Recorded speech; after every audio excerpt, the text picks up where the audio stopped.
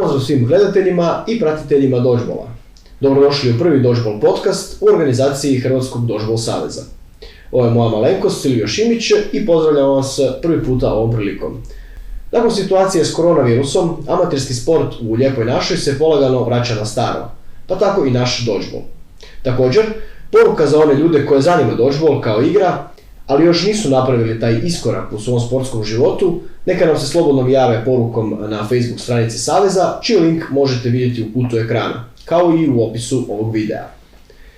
Prije našeg razgovora sa našim gostima pustit ćemo prilog o prvoj Dodgeball ligi u Hrvatskoj odigranoj 2019. godine u mix konkurenciji u kojem su sudjelovali Dodgeball klub Zagreb, Dodgeball klub Zapad i Dodgeball klub Novi Zagreb.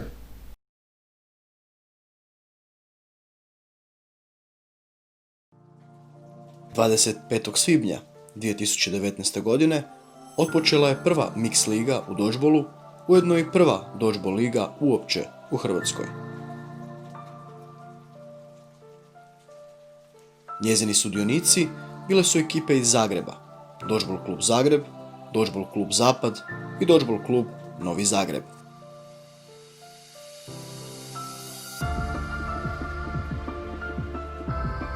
Prema Dodgeball pravilima, mix ekipa se sastoji od 3 igračice i 3 igrača, čime je Dodgeball jedan od rijetkih timskih sportova koji na ovakav način promiče ravnopravnost spolova.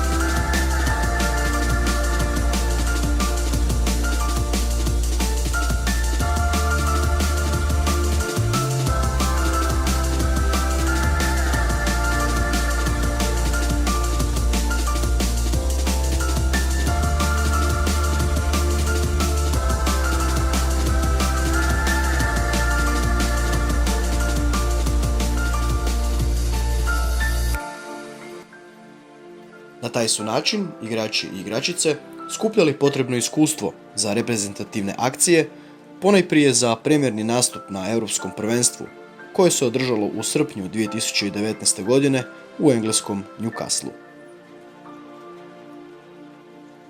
Inače, mix liga se odigravala u 2 zagrebačke dvorane, Sunrise Areni na Peščenici, inače je dvorana osnovne škole Fran Krsto Frankopan, dom Dodgeball kluba Zagreb, i u dvorani osnovne škole Ljubljanica, koja pripada Dodgeball klubu Zapad.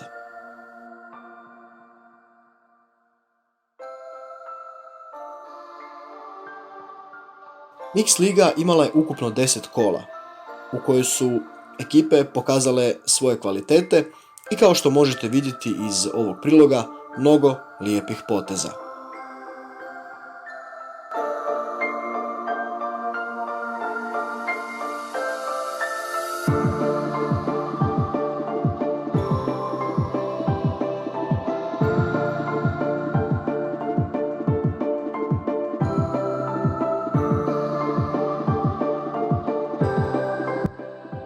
Krajem prosinca 2019. godine odigrano je posljednje 10. kolo mix lige.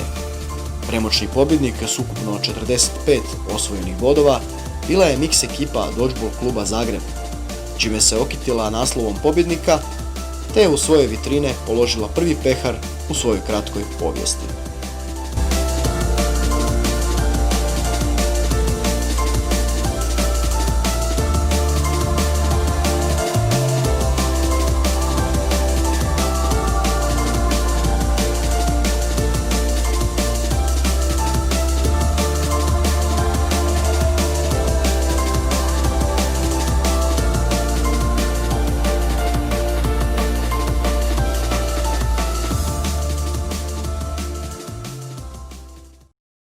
Dobrodošli natrag. Najavit ćemo sudjelovanje naše Dodgeball družine na predstojećem Sportfestu, sjajnom sportskom događaju koji okuplja profesionalni i amaterski sport na jednom mjestu, koji se održava od 16. do 18. listopada u dvorani Žatika u Poreču. Osim promocije našeg sporta i izmjenjivanja iskustva s drugim sportašima i trenerima, odigrat će se i prvo kolo muške dodgeball lige za 2020. godinu u konkurenciji 3 ekipe.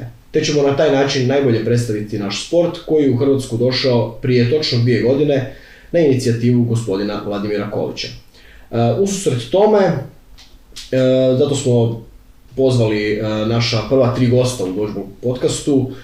To je naš dragi Mario Perić iz dodgeball kluba Zagreb. Dobro ti večer. Pozdrav. Predstavnik dodgeball kluba Zagreb Zapad, naš sjajni igrač i reprezentativac Luka Korša. Poštovanje. Večer. I jedan novi, ajmo to tako reći, lik u našoj dodgeball obitelji, jednoj već sve veće i veće, Alen Kadić, tajnik kluba Banijske šare iz Petrinje. Dobro večer. Dobro večer. Evo, prvo pitanje za sve, zapravo počet će naš Mario Perić. Možeš malo pobliže, Mario, o Sport Festu i onome što će se događati tamo, barem za dodgeball, ali i za sve ostale sudionike koji će biti u Poreču? Pa Sport Fest kao mjesto okupljanja raznih sportova svakako će dobro poslužiti za prezentaciju dodgeballa i za prezentaciju dodgeballa u Hrvatskoj općenito. Mislim da ćemo samo našom pojavom među ljudima, među kojima će biti neki utjecajni ljudi tamo, da ćemo sigurno ostaviti neki utisak i da će se od nama krenuti malo više pričati. Zato smatram da je sami odlazak tamo i sama prezentacija dodgeballa jedan jako dobar korak u razvitku tog sporta u Hrvatskoj. Dobro, kakav je točno plan, znači kako će se na neki način odvijati nekakav sinopsis dodgeball sudjelovanja, odnosno tamo? Pa ovako, u Poreču ćemo zapravo odigrati prvo kolo muške lige. Nakon ove stanke malo da se vratimo u stari ritam, krećemo sa muškom ligom. Dodgeball klub Zapad, Banijske šare i Zagreb odigrat će međusobno prvo kolo. Nakon toga imat će svi sudionici, svi posjetitelji opciju i sami zaigrati dodgeball i vidjeti što zapravo on jest. Odlično, još samo jedno pitanje, koliki je broj članova dodgeball kluba Zagreb koji će sudjelovati na ovom događaju? Iz Zagreba ide 8 ljudi, znači 7 muških i jedna cura, znači 6 koji će igrati i jedna zamjena plus 2 dodavača od ukupno tih 8 ljudi. Okay. Luka, kako je stanje u dodgeball klubu Zapad u ovom trenutku? Koliki je broj ljudi koji će ići na ovaj događaj i kako je općenita situacija u klubu nakon lockdowna, covida i svih ostalih situacija? Pa znači, u Poreć ide jedan broj ljudi kao što ide iz dodgeball kluba Zagreba. Znači 8, jel? 8 ljudi, naravno. I znači 6 koji će igrati i 2 dodavača koji će u isto vrijeme biti i zamjena.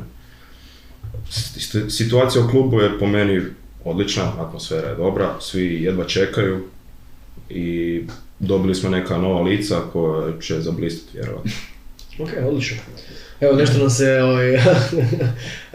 gospodin Kadić smije, kako se zove. Vi prvi puta sudjelujete praktički na ovakvom jednom kao dodgeball klubu, u ovakvom jednom događaju, iako je prije toga bila predsezona, vidjet ćemo kasnije prilog o tome. Znači, kakva je situacija općenito u klubu i koliko vas sudjeluje na ovom događaju u Poreču? Pa prije svega želio bih se zahvaliti u Dodgeball savezu koji je svojom inicijativom uopće organizirao naš nastup na Sport Festu. Zasigurno je to velik korak za dodgeball u Hrvatskoj, ali također će biti i za naš klub. Možemo reći da nam je to prva prava utakmica, ne računajući tu predsezonu, odnosno prijateljske utakmice. I odmah ćemo sudjelovati na Sport Festu gdje ćemo otvoriti zapravo tu našu, možemo reći, službenu natjecateljsku sezonu i povijest, možemo reći, za naš klub. Što se tiče našeg kluba, taman smo sve pokrenuli stvari, pripremali se za početak sezone, još tada plana je 2020. Postavili smo nekakve temelje i onda je došao taj spomenuti lockdown, to nas je malo usporilo, pogotovo jer se nalazimo u toj nekoj još uvijek početnoj fazi, ali dobro, sad počeli smo s treninzima, možda nam je taj Sportfest dolazi malo prerano, s obzirom da nama puno više treba da se vratimo u formu od naših kolega iz Zagreba, iz Zapada, ali smo sretni u svakom slučaju da se vraćamo na terene, odnosno na prvi put izlazimo na službene utakmice, ne možemo dočekati. Što se tiče brojnosti, ide nas 10-ak muških, nemamo još točnu brojku, još par dečki je upitno hoće moći, neće, i vodit ćemo čak i 2 djevojke iz Petrinje, iako nisu članovi kluba, ali su počele, možemo reći, sudjelovati na treninzima i povešćemo ih na revijalnu utakmicu koja će se odigrati mix, muško-ženska konkurencija, pa ćemo vidjeti, nadamo se da će im se svidjeti i da će nastaviti svoje bavljanje dodgeballom u našem klubu. Odlično, super. Alen je spomenuo upravo predsezonu i sve ono što se događalo, zapravo, ako se ne varam, još u 2. mjesecu ove godine, još prije svih ovih događanja sa koronavirusom, pa red je da pogledamo prilog o tom predsezonskom događaju koji se dogodio u dvorani na Peščenici, pa predlažem da je pogledamo.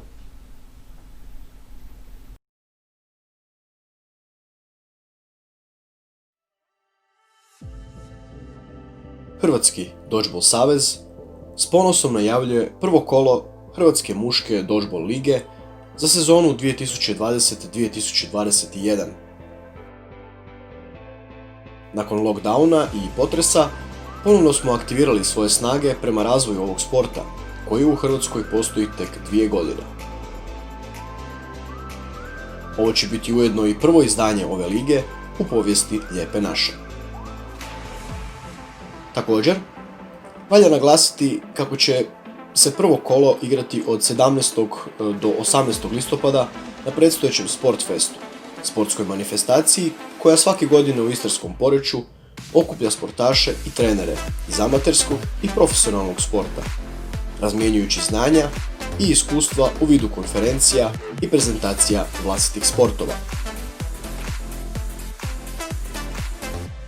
U prvom izdanju muške Dodgeball lige svoje snage odmjerit će ekipe Dodgeball kluba Zagreb, Dodgeball kluba Zagreb Zapad te Dodgeball kluba Banijske Šare iz Petrinje.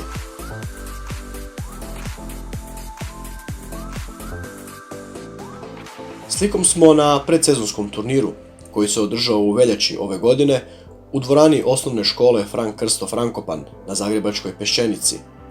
Uz prisustvo zagrebačkih klubova, ovo je bio i premjerni nastup za ekipu Banijskih Šara iz Petrinje, prvom dodgeball klubu koji je osnovan izvan glavnog grada.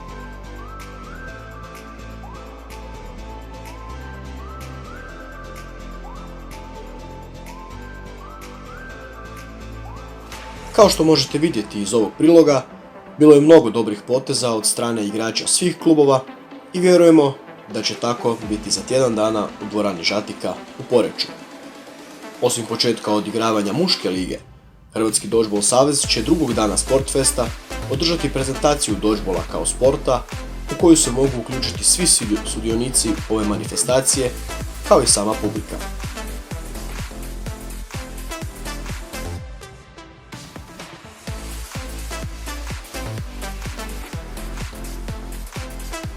Očekujemo vaš dolazak i vašu podršku u razvoju naše sportske ideje.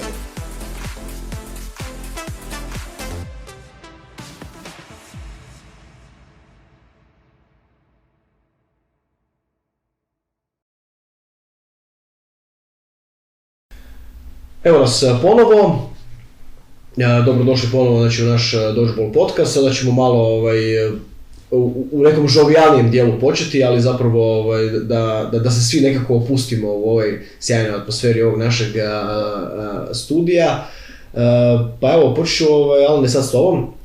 Da mi reci kako si proveo ovaj lockdown, kako je to ispalo na tebe? Pa s obzirom da je započelo sad negdje tamo u 3. mjesecu sa potpunim lockdownom, u svakom slučaju je bilo teško, nije bilo nikakve mogućnosti za bilo kakav vid sportskih aktivnosti koji uključuju više ljudi. To nas je sve u klubu dosta jako zahvatilo. Više manje pojedinci su se, pa i ja sam, možemo reći, rekreirali samostalno. u početku trčanjem, kasnije nismo više mogli ni trčati, pa onda nekakvim vježbanjem u svom domu. I jedva smo dočekali popuštanje mjera, ljeto i onda nekakve timske sportove na otvorenom, kako bi, ako ništa, barem kroz nekakvo društvo opet razvili timski duh kad već ne možemo se baviti dodgeballom u dvorani. Ne znam šta su ovoma radili u Petrinji tamo, mi smo mogli slobodno trčati to po Zagrebu. Luka, kako si ti proveo tih 2 mjeseca? Pa tih 2 mjeseca sam proveo uglavnom vozeći bicikl, nešto malo učići za faks i igrajući košarku najviše. Do tog nekog perioda dok se nije pojavila ta ozljeda, jeli. Aha, da, to ćemo, naravno, to ćemo malo poslije spomenuti ozljedu, ali evo, odmah ćemo reći da je više manje sve ok, ali ti ćeš pobliže nam objasniti što se točno desilo.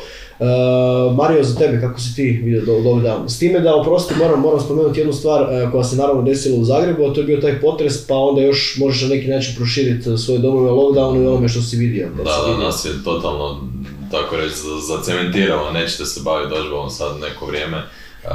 Naime, urušila se dvorana u Ivanić gradskoj, na istoku grada u kojoj treniramo u osnovnoj školi. Tako da i da nije bilo lockdowna ne bismo mogli nastaviti tamo trening, nego smo evo sad, pošto se ova dvorana još uvijek obnavlja, našli smo neku alternativu i nastavili smo s treninzima.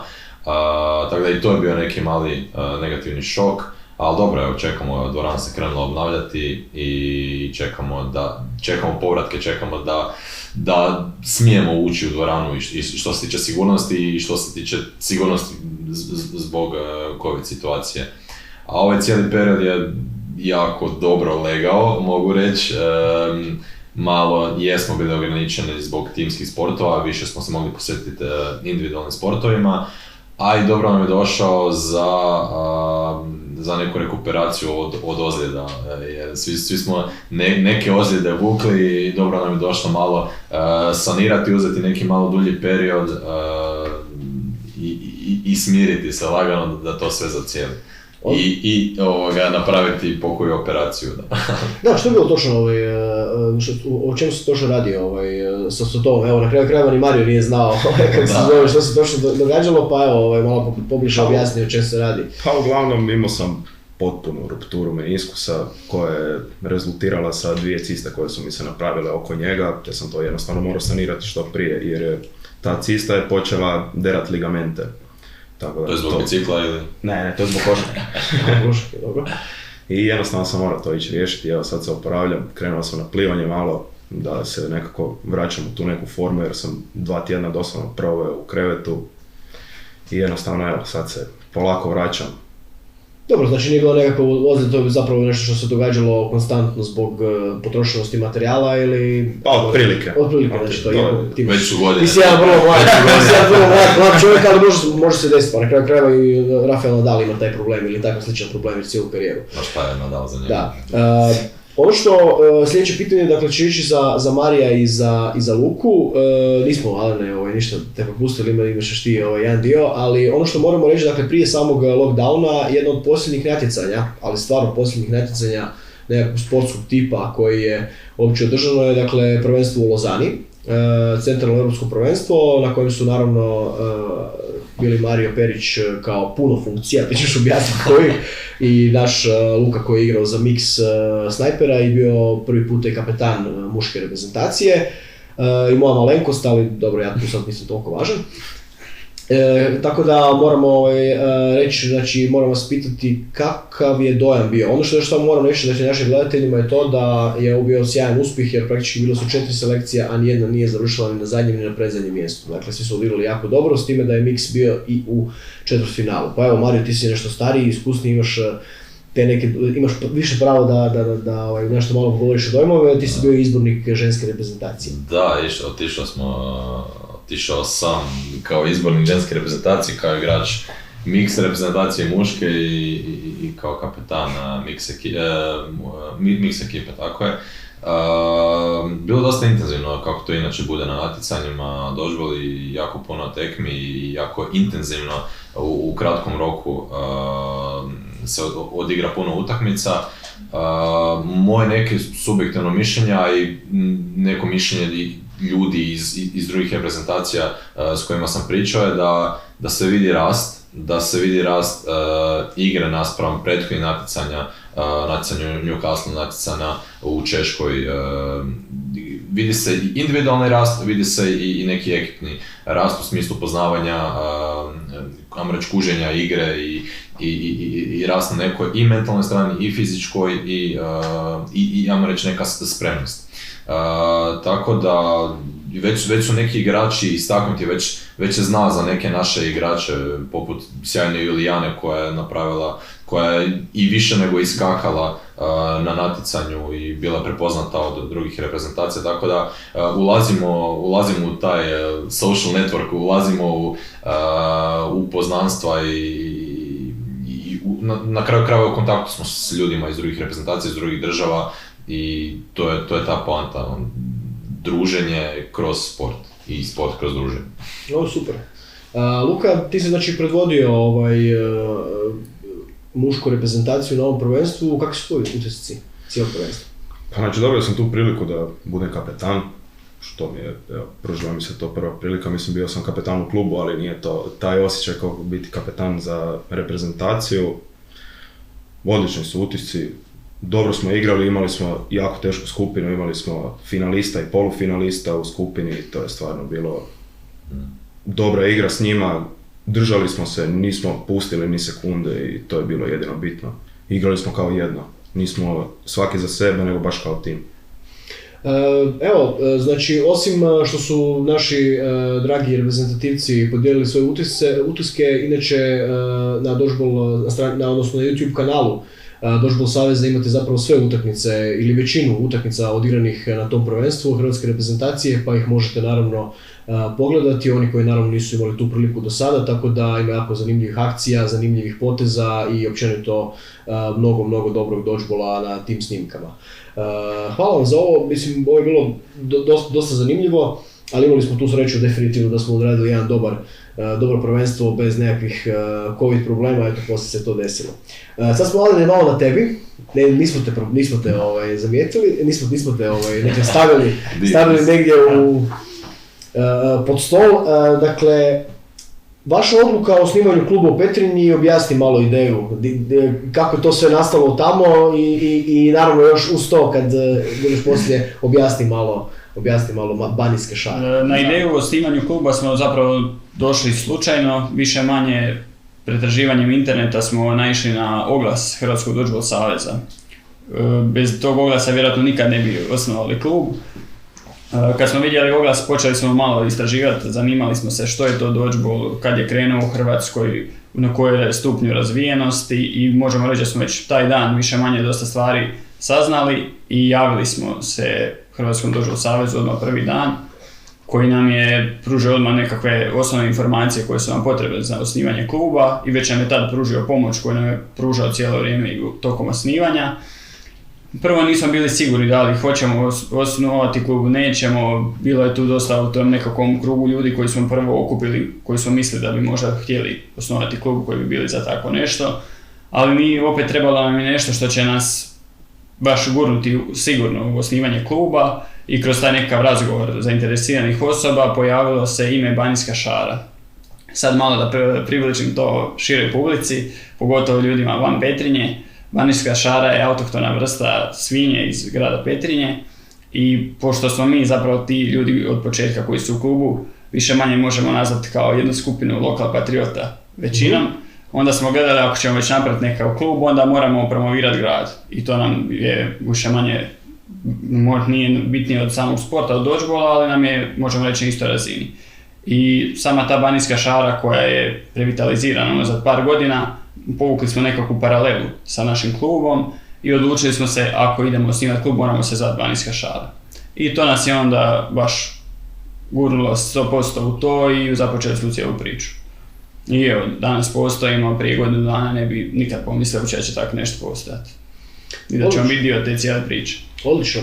Ovo što se zapravo vidjelo, praktički vidi se u prilogu, na neki način da imate na neki način možda i sreću za razliku nekih drugih klubova, imate jako puno igrača koji su došli iz rukometa. Znači praktički su i igrali rukomet. Mislim, ja se inače sjećam da su Petrinjci bili poprilično, još kad sam ja igrao rukomet, bili ovako dosta jedan žestok protivnik, pa znam neke od tih dečki, oni su, ili većina mi se nekako čini da su rukometni igrači. Pa zapravo sad kad malo razmislim, imamo 3, možda 4 rukometaša, ali to su nekakvi dečki na koje računamo, koji su standardni u ekipi, pa možda zbog toga ste ih i zamijetili. Više manje imamo dečki iz svih sportova, jer ne samo bivše igrače, već i sadašnji igrače koji kombiniraju dodgeball sa nekakvim drugim sportovima primarnima kojima se bave već godinama.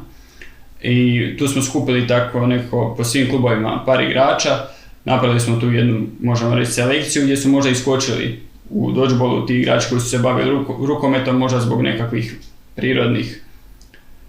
prirodne sličnosti rukometa i dodgeballa. Ali definitivno bi željeli da imamo što više igrača, samim time što više igrača iz rukometa, jer kao što i sami kažete, zamijetili ste ih, očito nam pružaju nekakvu prednost u odnosu na druge klubove možda. Pa to apsolutno je dosta vezan sport. Evo baš nekako ću povezati pitanje za Mariju i za tebe i za tebe Luka. Pošto ste vi tu možda jedni od najboljih igrača, nekakvi predvodnici svojih klubova, što igrački, što na neki ovako način kao treneri, koliko je zapravo teško raditi sa ljudima koji dođu tek u dodgeball, a vi jednostavno po svom nekom sportskom iskustvu vidite da nisu bili u sportu prije toga ili ništa intenzivnije? Pa, iskreno dosta teško, jer dodgeball je sklop svih mogućih pokreta, energije, svega mogućega, i ako nemaš neki background sportski, nije da se nećeš snaći, nego ćeš se teže snaći, treba će ti malo više vremena. I ljudi koji imaju neku sportsku povijest, bilo to davno ili nedavno, treba im određen period, treba im nekih prilike 3-4 tjedna da polove pravila, da ne kažem da je kompleksno, nego jednostavno treba ti vremena da uđeš u to i treba ti vremena da pohvataš sve i treba ti vremena jer nije to individualni sport gdje ćeš ti sad naučiti pravila i znaš na čemu si, nego ovisiš i o drugim ljudima, ovisiš i o tuđim reakcijama i tako dalje, koliko god ti individualno se razvija. No svako je apsolutno dobrodošao na treninge i smatram da svako kakav god ima stil igre ili kako god bio ili bila fizičkog izgleda, uvijek se nađe neka pozicija, uvijek se nađe nešto u čemu je ta osoba dobra. Tako da malo je teže ako nemaš neku sportsku povijest, ali imamo i takvih slučajeva i sada su stvarno respektabilni igrači. Luka, kako to na zapadu? Pa otprilike identično. To su uvijek, mislim, kad dođe neko novi ko uopće nema veze sa sportovima već duže neko vrijeme, to jednostavno nema se kondicije, treba se malo ući u neku formu. To svaki. Treba nekih 2 tjedna sigurno da se ona neka jednostavna pravila pohvataju, da si siguran u sebe da nećeš pogriješiti kad ćeš tako nešto raditi. Ali uglavnom, mislim, igra kao sama igra se skuži kroz nekih mjesec dana, ali baš da to bude sve taktički, da se znaju sva pravila, da se znaju gdje se ne smije griješiti, to treba neko vrijeme proći, ipak nije to preko noći. Pa dobro, mislim, svi smo se mi nekako bavili svakakvim sportovima do sad u svojim godinama koje imamo, ali ja stvarno mogu reći ovako osobno iz nekog iskustva da je dodgeball definitivno jedan od najintenzivnijih sportova kojeg sam ja ikad igrao, tako da. Evo, Ane, za te pitanje nekako vezano za to, ta predsezona, nešto smo spominjali, vidjeli smo i sve prilog, kako ti ocjenjuješ do sada taj prvi nekakav susret sa nekom pravom ekipom dodgeballa ili sa dvije, jer vidjeli smo dakle da su odigrane utakmice sa Zagrebom i sa Zapadom tada, pa kako to bilo? Pa to je bilo u početku vrlo konfuzno, Prvi put smo izašli na teren protiv ekipe koja je ipak već igrala godinu I nama dvije. je isto bilo Da, i stvarno se vidjela velika razlika možda ne toliko u nekakvim segmentima igre individualnim, već u taktici, nekakvom tom kuženju igre same. Tu su nas, možemo reći da nismo imali nikakve šanse, stvarno onda je i zavladala ta konfuzija samim tim u početku, jer možda i treniramo u malo neadekvatnim uvjetima još uvijek, pa kad smo došli dok se naviknemo na dvoranu, tak nekakve uvjete, linije, to nas isto sve je nekako ostavilo traga i prva utakmica je bila protiv Zagreba, ako se ne varam. Da, i tu mogu reći da je nama bilo konfuzno jer ste prvo poluvreme vodili i mi smo bili... Ne, to je bila druga utakmica. A to je bila druga utakmica. Onda sam prvo igrao protiv Zapada, protiv Zapada i tu stvarno mislim da smo izgubili 25-6 ili ne, 25-5. Stvarno nismo imali nikakve šanse. Kasnije smo osvojili par setova, sjećam se prvi set kad smo osvojili, to je bilo slavlje, kao da nećemo više nikada osvojiti set. Stvarno, jedva smo dočekali. I onda smo ušli u drugu utakmicu, protiv Zagreba. Malo smo ipak već pohvatali tu, posložili smo se, privikli smo se na dvoranu, na utakmicu. I ušli smo dosta dobro, u utakmicu, mislim da smo vodili 8-2 ili... Mislim da je prvo polovreme bilo vaše, uzeli ste prvo polovreme, mi smo zapravo dosta ležano ušli u to i... Da, ušli smo... Ajmo sad stisnuti, možda su nas pocijenili zbog te prve naše utakmice, mi smo ušli zagrijani, ali onda smo se kasnije dobro opet razvali, dečki su malo dodali gasa, ali sve u svemu dobro iskustvo, jer imali smo do tad nekih 2 mjeseca treninga, smo ušli u nekakve osnove, ali ne još taktički, više smo još uvijek učili pravila. Mislim, koji gleda utakmicu vidjeli su ljudi da ni na tim prijateljskim utakmicama nismo još pohvatali sva pravila. I mi smo se zapravo u prvoj utakmici borili s pravilima, sa taktikom, sa protivnicima, sami sa sobom. Tako da je to bila opća konfuzija, ali mislim da nam je puno pomoglo. I znači tih par treninga koji smo imali prije lockdowna smo radili onda na tim nekim stvarima koje smo vidjeli da su nam nedostaci. I sad kako je to se sve desilo, opet smo više manje vraćeni na početak, pa opet se radujemo tim nekakvim utakmicama, pogotovo službenima, koje će nam sigurno pomoći da opet vidimo nekakve stvari, da znamo šta se fokusira. Da, pa će možete vi u klubu trenirati, ali kad vidiš neku drugu perspektivu i pogotovo nekog tako kvalitetnijeg, i koji je već, možemo reći, godinu, dvije ispred nas. Ali sve u svemu, moje osobno mišljenje, sam zadovoljan sa svojim suigračima, sa nekakvim potencijalom koji su pokazali, pogotovo to individualno. Mislili smo da kad dođemo na prvu utakmicu da će oni bacat 50 km brže od nas, hvatat lopte bez problema, ali nije to više manje toliko individualno, već taktički su nas, to je par razina iznad nas. Ali na to možemo raditi kroz treninga, a pogotovo kroz utakmice. Odlično, to je, dobro, pa mislim, mi smo isto recimo i 2 mjeseca trenirali za Lozanu na kraju krajeva kad se krene sa Austrijancima koji su inače svjetski prvaci, to je opet neka razlika i opet za nas neki... tako smo se mi osjećali. Tako smo mi osjećali na taj način, to je jednostavno nešto što... Mislim, to je pozitivno za nas u ovoj početnoj fazi definitivno jer se na taj način razvijamo. Ali ti si spomenuo dvoranu,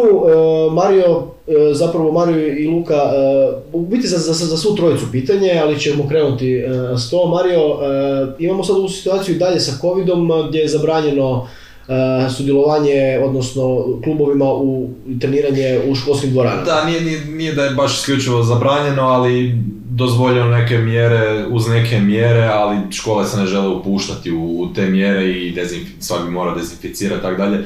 Škole rađe idu, ajmo pričekati da to sve bude sigurno, nego sad da se tu trostruko pazi na nešto. Da, Luka, vi ste imali treninge na Ljubljanici, dobar dio i na Kusušiji, ali dobro mislim da ste na Ljubljanici većinom. Na Ljubljanici. Kusušija je bila ona pripreme za Lozanu. Kako je sad situacija tamo? To je isto praktički osnovna škola. Isto, ne može se trenirati zbog odluke škole, koja je zapravo odluka od stožera. Mi jednostavno morat ćemo pričekati još neko vrijeme. Da, jer mi sad, praktički smo vezani. Kakva je situacija u Petrinji sa tim? Pa počeli smo s treninzima uz te sve dodatne mjere, što se tiče toga imamo sreće, ali kažem, opet imamo nekakvih drugih problema. Sa neadekvatnom dvoranom tražimo neku dvoranu koja je adekvatna, a tu ne možemo ući, opet smo u tim nekakvim drugim problemima. Ali smo započeli s treninzima, što je opet za nas pozitivno. Odlično. Ja bih malo sad vas dvojicu pitao tebe, Mario i Luka, bilo je jako puno, ta prva mix sezona, ali bilo je jako puno i ovih predsezonskih utakmica muških između zapada i istoka i bilo je puno nekakvih zaista velikih utakmica, rivalstava i tako dalje, bilo je, nećemo reći naravno zle krvi, ali bilo je baš onako vrlo intenzivno. Pa kako ti gledaš, Luka, prvo pitanje tebi, kako ti gledaš na dosadašnje iskustvo u tim utakmicama, jer je bilo poprilično onako kvalitetno, ajmo reći. Po meni rivalstvo je odlično za sport jer tjera ono koji izgubi taj put da se potrudi drugi put duplo jače da pobjedi. Rivalstvo je dobro. Bile su neke manje tenzije, ali to se primirilo na vrijeme i sada to je isključeno. Jednostavno sad svi... To je vjerojatno bila ta faza dok se mi međusobno nismo još toliko poznavali, sad dok smo se mi već sve upoznali i to je to jednostavno, sad je to primireno. Aha, ali dalje očekujem da će biti kvalitetne utakmice, ali tako? Normalno. Naravno, mislim, jedno kompetitivno natjecanje zahtjeva neku vrstu rivalstva. Ja iskreno ne smatram to tolikim još rivalstvom, jer prvenstveno nam je cilj promocija sporta i popularizacija sporta, a onda kada se sve to svede na jednu stvarno respektabilnu razinu i kada će neke, ajmo reći, nijanse odlučivati o tome ko će biti bolji, to ćemo već onda moći govoriti o rivalstvu u punom smislu te riječi. Ovako smo mi ekipa Škvadra i zajedno smo u repki i nije sad da se gledamo na neko baš isključivo rivalstvo, ali mora biti tih nekih malih iskrica i to je sport, to je timski sport. Ne samo što je timski sport, nego mi moramo shvatiti da smo odavde otkud jesmo i jednostavno zato i postižemo dobre rezultate u svim sportovima, pogotovo u timskim, tako da ne moramo se sramiti toga. Prepišimo to mentalitetu. Prepišimo mentalitetu koji nas tjera na neki način nekad na velike uspjehe i to je apsolutno ok. Na kraju krajeva i Lozana je dokazala da smo tu gdje jesmo, evo sad još kad se pridruže naši dragi prijatelji iz Petrinje, to će biti odlično. Pitanje samo za tebe, Mario, imamo tu sreću da nam je nakon zapravo lockdowna jedna lijepa vijest za dodgeball u Hrvatskoj, a to je da se osnovao još jedan klub. Pa možda ti imaš malo više informacija, ali barem nekako insajderskih.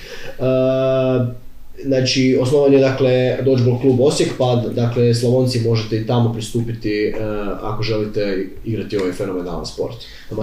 Pa tako je, upravo Matej, član, to jest evo sad već bivši član našeg kluba, pošto je iz Osijeka, u Zagrebu je na studiju i sad kako nije bilo ni fakulteta, ni nastave, ničega, sve se online održavalo, Matej je otvorio klub u Osijeku i već su krenuli pristizati ljudi i dečki i cure, tako da što više klubova to bolje, ali nije klub samo, otvorili smo klub, idemo sad igrati ligu, ovo.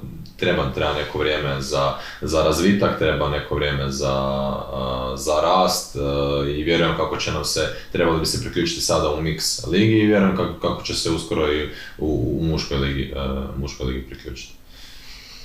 Što se tiče recimo, evo sad ćemo napraviti jedan, ajmo reći, malo odmak, ali zapravo pitanje će biti za sve. Luka, evo počet ćemo malo s tobom. Kako gledaš recimo na ne samo mix, nego općenito na sudjelovanje ženskih ekipa, što zapada, što općenito u mix ekipi, dakle igračica u samom dodgeballu? Pa igračice na primjer u mix ekipi su definitivno ključne, jer kada muškaraca nema onda žene vladaju, a i one su... Kada žena nema muškaraca. Da, dobro. I to isto. Ali uglavnom, a jednostavno karika bez koje se ne može. Uvijek treba ženska ruka u svemu. Vidiš to je odlično. Da, jer inače... Da, naravno, za oni koji nisu možda toliko upoznati sa dodgeballom, dodgeball se inače igra u 3 kategorije, a to je dakle, muška, ženska i mix, ili mješovita, po naški, u kojima dakle, u jednoj momčadi na terenu mogu igrati 3 djevojke i 3 muškarca. Ajmo to tako reći, dakle u jednoj 3 žene i muškarca, da. Ali ne, što je sa vašim djevojkama, nešto se spomenuo da će na Sportfestu biti 2 ženske igračice, pa kako vi stojite tamo u Petrinji s tim? Pa za sad nemamo službenih članova ženskih, ali radimo na tome i nadamo se, mislim ove godine će u sezoni 2020-2021 ćemo se natjecati samo u muškoj ligi, ali nadamo se da ćemo upisati to jest članice, do sljedeće sezone kako bi mogli igrati miksa, ne znam, ako bude ženska, nadamo se i ženska liga. Ali teško mi je sad još govoriti, nadam se da ćemo imati prilike nekom od sljedećih podcastova govoriti o našoj budućoj mix ili ženskoj ekipi. Da sad ne obeća nekakve stvari, ali u svakom slučaju radimo na tome. Mario je možda i najbolja osoba za to, pošto je on inače, kao što je sam rekao, izbornik ženske ekipe, pa kako gleda ukupno, s obzirom da si poprilično dobro upoznat sa svime time, kakva je situacija sa ženama kod nas, ne samo u miksu, nego i baš u ženskoj konkurenciji? Nisu mnogobrojne, ali ostavlja najveći utisak na natjecanjima i po mom mišljenju na natjecanju sad u Švicarskoj su nekako najviše iskočile od miksa, od muške i od ženske i nadam se da se slaže sa mnom. Smatram da ima jako puno potencijala i zapravo svaka cura koja dođe trenirati, svaka nova cura koja dođe pretvara se iz dana u dan u sve bolju igračicu i curama je možda malo nekako će se malo teže upustiti u, dajmo reći, avanturu otkrivanja novog sporta nego što ćemo mi muškarci to napraviti, ali kada se uključe ostavi lijepi trag. Da, vidjeli smo to i u Lozani, dakle 5. mjesto od ukupno 8 ekipa i to pogotovo zato što su u prvoj, odnosno u prvom danu izgubile 2 utakmice, ako se ne varam, ili 3 čini mi se, a onda su jednostavno preokrenule to sve i praktički osvojile to 5. mjesto. To je baš bilo onako jedan dobar uspjeh. Pa tako je, da. Znači, trebalo mi malo da se, ajmo reći, zalaufaju i ekipa od koje su izgubili prvi dan, drugi dan su ih pobjedili i vidi se samo da je to više, nizozemska, to je bilo više neka ovako, pripišemo to tremi, jer bilo je i novih igračica koje su prvi put bila na nekom većem natjecanju i njima je trebalo malo da se pokrenu. Tako da, kada su ušli, to je mentalitet, kada su, ajmo reći, opustili se pod pritiskom, igrali su zapravo kako inače igraju. Da, znači inače kao što i mi u ovom studiju smo se malo opustili već praktički uvijek nekako malo loše ulazimo u utakmicu, pa tako i sada. Alene, pitanje za tebe osobno, mislim da svakom od nas je kao sportašu san igrati za hrvatsku reprezentaciju, nositi te kockice kao grb ili općenito na dresu. Kako ti gledaš na to? Evo, mi smo imali tu nevjerovatnu priliku, ja 2 puta, mislim da Mario isto ti 2 puta na velikom natjecanju, Luka mislim da ti čak 3 puta, znači prvo je bilo na Ustiju na Labi, ali pitanje za tebe, kako ti gledaš na to, što bi mogu u jednom trenutku neko od tvojih članova, ali i ti zapravo osobno bi mogao obući taj dres hrvatske reprezentacije i predstavljati ovu zemlju na nekom natjecanju? Pa dobro, teško je sad još možda uopće razmišljati o takvim stvarima s obzirom na stadij našeg kluba i tu nekako još same početke, ali definitivno bi bila čast, mislim da meni, ali i svim drugim članovima, kada bi nastupali za hrvatsku reprezentaciju. Mislim da je to nekao konačni cilj svakog našeg člana, otići bilo gdje ili u Hrvatskoj i nastupati za reprezentaciju, predstavljati našu zemlju. Kao i u svakom drugom sportu, tako i u dodgeballu, mislim da je to uvijek nešto čemu svaki igrač teži. Da, možda vi... Brzo će oni nas izgurati, Da. Nas reći starješene. Da, još kad dođe naši Dalmatinci, pa to će onda biti još, bit ćemo malo... A da, evo, to je stvarno jedna velika sjajna čast, jer opet na neki način kad se pogleda da mnogi profesionalni sportaši koji toga žive, u nekim malo ozbiljnijim sportovima, košarka, nogomet i tako dalje, nisu imali tu priliku, a mi praktički imamo, mi jesmo amaterski sport, ali on treba mjesto zaslužiti, pogotovo na nekim velikim natjecanjima, onda mislim da je to u redu. Jedno pitanje za tebe, Luka, ti si najmlađi od nas. Tako je. Da. Pa da mi reci kako mlađe generacije, evo recimo nešto mlađe od tebe, tipa 18, 17, 18, 19 godina, kako gledaju recimo, ako si naravno u kontaktu sa njima, kako gledaju recimo općenito kad im spomeneš ovaj naš sport? Pa evo, počet ću sa svojom generacijom i tako neke godinu ispod iznad. 99. Tako. I uglavnom, znači, kad me pitaju šta treniram, ja kažem dodgeball, prvo je glavno pitanje šta? I onda ja objasnim šta je to. Aha, graničar. I onda ja kažem nije to graničar, nego izvedenica graničara, ali dobro. I onda naravno idu priče onih nekih dečki koji misle da to mogu, ali ne žele se okušati ili se boje, ne znam, kažu tipa ja bi vas sve razbio, ja bacam tako, ja bi tebi lovio lopte lijevo desno, a i onda kad mu kažem dođi na trening, on se ne pojavi, ja ne znam. Čemu je problem? Onda ništa od toga, naravno, da. Ali znači, uvijek je to takva nekakva situacija. Ali mislim, svi oni koji su pokretali bilo koji sport znaju kako to je. Tako da. Ili većinom tipa kada stavim neku sliku s natjecanja ili nešto, onda mi se znaju ljudi javljati, pitati ti treniraš rukomet? To mi je najčešće pitanje. Da, tako sam ja, pošto je moj na profilnoj slici je jedna od tih reprezentativnih akcija, onda su me pitali da ja tebe znam s rukometa. Dobro? Ne.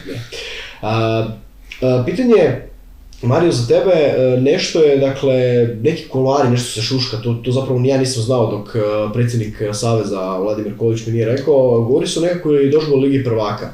Pa možeš mi samo objasniti o čemu je tu riječ zapravo? Pa sad ništa još nije jasno izdefinirano, ništa nije zaživjelo još, ali potrebe to nalažu i ljudi koji treniraju dodgeball, koji igraju dodgeball, vidi se ta neka potreba za još natjecanja i već su se isprofilirali neki klubovi, ajmo reći malo ozbiljnije klubove, koji bi se osim reprezentativne razine mogli suočiti na terenu i na nekoj klubskoj razini i kako to inače biva u sportovima, kako se drže međusobno natječu.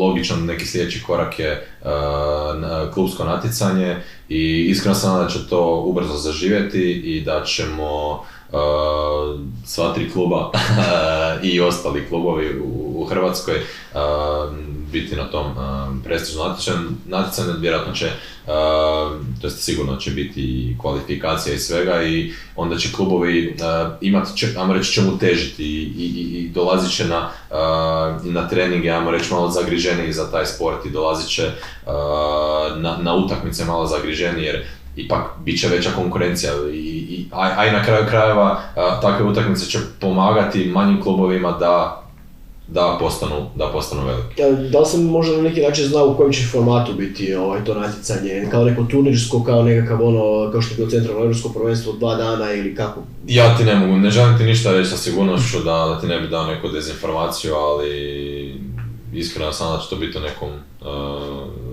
u nekom obliku kao Liga prvaka, recimo u nogometu. Da, jedan. Vidjet ćemo kako će to federacija donijeti odluku. Da, još jedna najava zapravo kad smo već o tim nekakvim međunarodnim natjecanjima, nažalost, potvrđeno je 2021. je trebalo biti, dakle sljedeće godine Europsko prvenstvo u Splitu. Nažalost, ono je pomaknuto za godinu poslije, kao i sva ostala natjecanja u dodgeball smislu, tako da ono što je također praktički u ovo neko vrijeme smo već trebali biti u najzavršenim pripremama za Nizozemsku, nažalost to se nije desilo, ali mislim da ako se ne varam, Mario, ti meni pomozi, da li je zapravo sve pomaknuto samo godinu listu, znači tako da će... Ali kažem to za sad.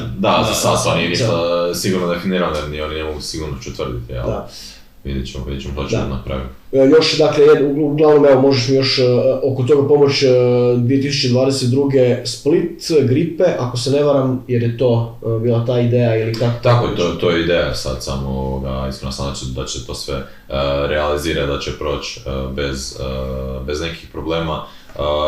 Smatram da možemo kao Hrvatska podići natjecanje neku višu razinu i da se možemo bolje pripremiti kao države koje su, bolje nego države koje su dosad organizirane natjecanja, jer zapravo na samim natjecanjima vidiš što bi mogao popraviti, pa možeš to i isprakticirati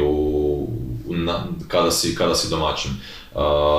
Sad vidjet ćemo kada će biti, gdje će točno biti, to sve neke ideje, realne ideje za koje se nadam da će zaživjeti. Evo ovako, pitanje za zapravo svu trojicu, ali ne ti možeš prvi. Nekako si sam rekao da si slučajno ušao u ovu priču dodgeballa i sve to. Gdje ga vidiš za 5 godina? Mislim za Hrvatsku, naravno. Pa vidim ga definitivno, možemo reći, možda ne zbog Italije, Austrije i država Velike Britanije, ali odmah poslije njih. Recimo na razini Češke, država koje su ranije krenule u tu cijelu priču, koje su ispred nas par godina, a što se tiče državnih natjecanja, vidim definitivno pa možda i 10 klubova kroz 5 godina. i pravu ligu, organiziranu, kompetitivnu, jake klubove i veselim se tome u svakom slučaju. Mi smo tu više manje se uključili, možda trenutno malo kasno, ali vjerujem da smo opet ćemo biti, za par godina ćemo biti jedni od starosjedioca. Kao što ja danas gledam na Zagreb ili Zagreb Zapad. Luka, tvoje mišljenje? Na nekoj višoj razini nego sad definitivno. Što se tiče u Hrvatskoj, očekujem jači intenzitet, više klubova, definitivno jaču ligu i šta se tiče tipa nekih europskih ili svjetskih natjecanja, postolje, definitivno. Evo, da li recimo, to je isto pitanje za tebe Luka, neko ko završi recimo s rukometom, ne napravi neku profesionalni nekakav iskorak u tom smislu, da li bi recimo, da ga znaš osobno ili općenito, da li bi mu recimo predložio da se pridruži s 19-20 godina, da, recimo u tvojim nekim godinama završio je znači tu neku, ajmo reći, juniorsku ligu i sada da se predloži za dožbu, kako to gleda? Znači? To je čovjek za poželjeti. Mislim, već ima šut, samo treba jedino još pravila pohvatati i neke još akrobacije i... Da. Ali ne samo rukomet, to je ovo što sam ja već komentirao na početku i što je Mario rekao. Svaki sport ili bilo koji čovjek koji dolazi iz bilo kojeg sporta, čak i ne mora biti sporta, može naći svoju poziciju u dodgeballu. Jer iako je sport dosta, možemo reći jednostavan, po pozicijama je dosta raznolik. I svaka osoba može naći svoju poziciju. I svoju ulogu, da. Da, svoju ulogu. Ja bih se još samo nadovezao na Alena i na Luku. Ako si već dao neki, ajmo reći, vremenski okvir, 5 godina, vidim... Ma ne, prosto kad dođeš, ne znam, na razgovor za posao, da, i onda kao... Pitati se vidiš za 5 godina, pa sad ćete. Ne, ja tako pitam, ali ako ćemo gledati u kojem smjeru razvijamo, možemo, znači nakon održavanja eura, u Hrvatskoj očekujemo naravno neki odjek da se zna za dodgeball. A ja smatram da je neki sljedeći korak, što je malo možda i čak i ozbiljniji korak, nego, to jest neka stepenica iznad, je treniranje djece i treniranje maloljetnika koji će se dalje isprofilirati u jako dobre igrače. A za to je potrebna ipak neka baza, ipak neki profesionalni pristup, jer ako ćeš raditi sa djecom, ne može bilo ko raditi sa djecom, i da već od nekih mlađih naraštaja gradimo dodgeball. Da, oni već uđu u to kao što, ne znam, evo Luka, ti si možda košarku trenirao ili ti zapravo gdje si već praktički nekakve osnove, sad nekakvih 10-11 godina osnove, ne znam, vođenja lopte i tako dalje, kao i ovdje, šuta i nekakvih stvari. Zamisli sad dođeš na školsko igralište, 12 djece igra dodgeball. Da, to je... Da, ali u svakom slučaju, ono što ja mogu samo reći da zapravo u Hrvatskoj ima jako puno talentiranih ljudi, i mlađih i starijih zapravo, tako da opet ne, mislim da nas čeka jako dobra stvar. Evo ga, ekipa, vidimo se dakle, na Sportfestu. Bilo mi je drago, hvala što ste došli, hvala Alene tebi, Luka i Mario. Vidimo se još koji puta naravno, pa pogotovo možemo još za nekakvih, ne znam, 2-3 tjedna da vidimo što se točno dešava na Sportfestu, kako je to sve ispalo. Želim vam puno sreće i stvarno na neki način da i vaši klubovi, a i naš općenito savez u koji sudjelujemo, dakle, bude što kvalitetniji i bolji, tako da, evo ga, hvala vam na dolasku i hvala vam na sjajnim odgovorima i druženju. Eto, hvala. Nadam se da će i ovo imati neki mali odjek, da dođu ljudi eventualno da vide utakmice, da dođu neki probni trening, da vide što zapravo dodgeball jest na kraju. Pa dobro, mi smo odlučili zapravo za prvi podcast uzeti nekako ljudi koji su vrlo prezentni, dakle naši četvorice smo vrlo prezentni, a naravno mislim da će i to imati nekog odjeka. Alen i Luka će tu malo popraviti. Već ćemo u sljedećoj epizodi i djevojke. I djevojke, naravno, to bez daljega. Eto, u svakom slučaju hvala na praćenju. Pratite nas i ono što se zapravo događa za tjedan dana, a to je dakle 18. odnosno dakle 17. i 18. listopada je Sportfest u dvorani Žatika u Poreču. Ako ste slučajno u tom dijelu Hrvatske, a zanima vas dodgeball ili zanima vas općenito to cijelo natjecanje, dođite nas i podržite nas, mi ćemo biti tamo. Za sve ove ostale za koje želimo da naprave taj iskorak u svojoj sportskoj karijeri ili da jednostavno žele samo rekreativno sudjelovati u samom sportu, javite nas nam na Facebook stranici Hrvatskog dožbol saveza i naravno subscribe-arte nas i pratite nas, pretplatite se na naš kanal Hrvatski dožbol savez. Like and share. Toliko i hvala lijepo na praćenju.